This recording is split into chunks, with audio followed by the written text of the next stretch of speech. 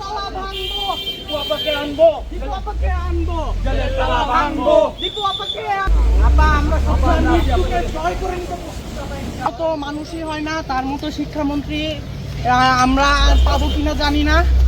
আমরা আবার তাকে শিক্ষামন্ত্রী হিসেবে চাই। এই বেশি কিছু বলতে চাই না, পুলিশের লোকরা আছে, বেশি কিছু বলতে চায় না। 5 আগস্টের পর তাকে অবৈধ ইউনিয়ন বাহিনীর লোকেরা আটক করেছে, তার মুক্তি চাই।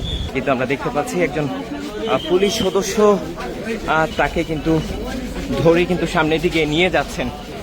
দীপুমনির যে ফিজন ব্যান যেটি রয়েছে সেই ফিজন ব্যানে সামনে তিনি এই স্লোগান দিয়েছিলেন এবং স্লোগান দেওয়ার এক পর্যায়ে তাকে কিন্তু আমরা দেখতে পাচ্ছি পুলিশ যিনি রয়েছে তারা কিন্তু আটক করেছেন।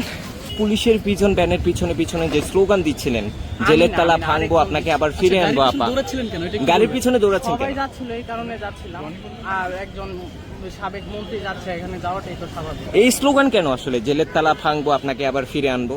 এই তালাটা তো অন্যরা দিচ্ছিল, একজন সাবেক মন্ত্রী যাচ্ছে, এখানে যাওয়াটাই তো স্বাভাবিক। আরেকজন আপনি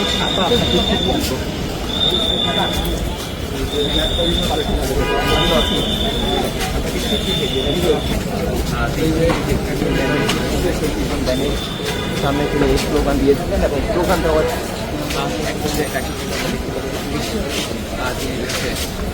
তারা কিন্তু